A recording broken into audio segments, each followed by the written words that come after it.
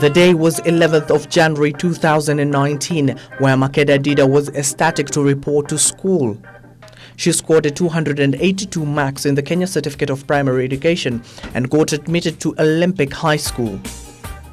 On her first day at school, like any other student, she had new books and new school uniform, but she was a little bit different with her dreadlocks, and out of respect of the institution, Makeda wrapped her locks with a turban symbolizing her Rastafarian faith. John Kambua, the father, highlights that he was baffled after he heard the deputy principal had sent for his daughter to let her know that she was unfit for admission. Makeda sio mtoto tu ati nimemchukua hizo nywele nimembandikilia kwa nywele. Amekuwa nazo tangu amezaliwa na amesoma tangu shule ya chekechea, kaenda shule ya msingi akiwa na hizo nywele. John lamented that he has never attempted to shave his children's heads since they were born. Mila na itikadi ya Kirastafari ya wazazi wana jukumu la kuwalea watoto wao katika hiyo mila na desturi. Na ndipo sa wanangu wa wanyolewi tangu kuzaliwa. Rastafarianism is a young African-centered religion which originated from Jamaica in the 1930s after the coronation of Haile Selassie as the king of Ethiopia in 1930. Rastafari ni mfumo wa kimaisha. Najua watu wengi huchukulia Rastafari ni kama dini. Sisi Rastafari tunaamini katika ile itikadi zetu za Kiafrika za zamani. Diversity has been the norm in this country, majorly brought about by globalization, which has accorded people to live in peace and harmony. And according to John, there is a difference between dreadlocks and locks. Kwa Rastafari, tutambui jina dread tumika katika nywele zetu, sababu nywele zetu hazitishi yeyote. John highlights that school rules should not surpass the constitution of the country and should complement it instead.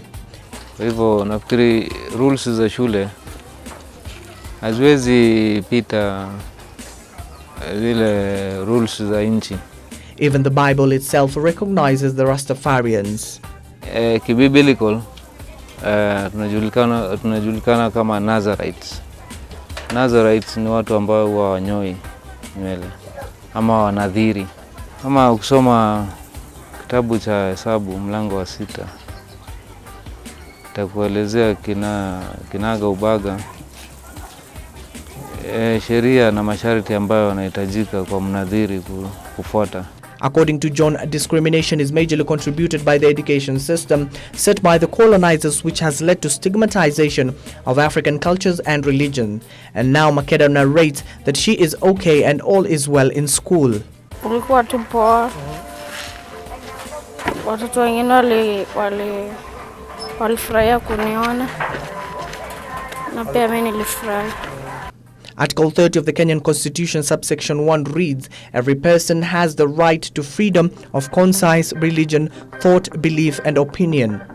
Third Way Party leader Ekuro Court, being one of the people who had a hand in the manifestation of the Kenyan Constitution, concurs that the Rastafarians have rights too. Any law anywhere in the world actually protects the right of consciousness, religion and belief.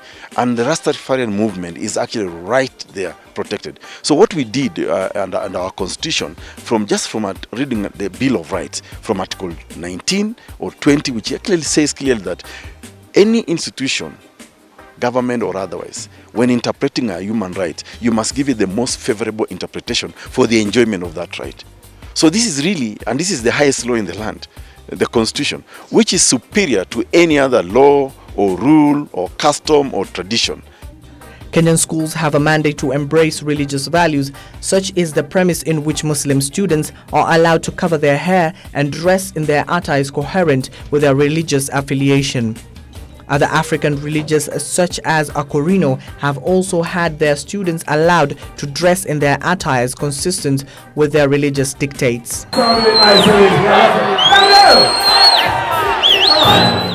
Recently, John met with the Rastafarian legend Richie Spice and was able to enjoy the musicians' concert in Nairobi.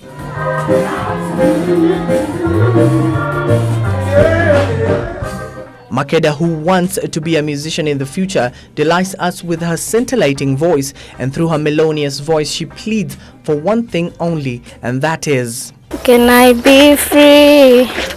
Relax and take it easy. We only get one life, so live your life. Oh, oh, fire, you know I'm right. Welcome to paradise. Hold on to fantasize. Can I be free? Relax and take it easy. We only get one life. Well, as the education sector continues to grapple with the 100% transition from primary to secondary, there is a child here in Kibera where her only fault is retaining what her faith requires of her. And her father urges the government to follow suit on what the constitution demands, and that is the freedom of practicing religion and expression. Abdiaziz Hashim, Ibru TV, Nairobi.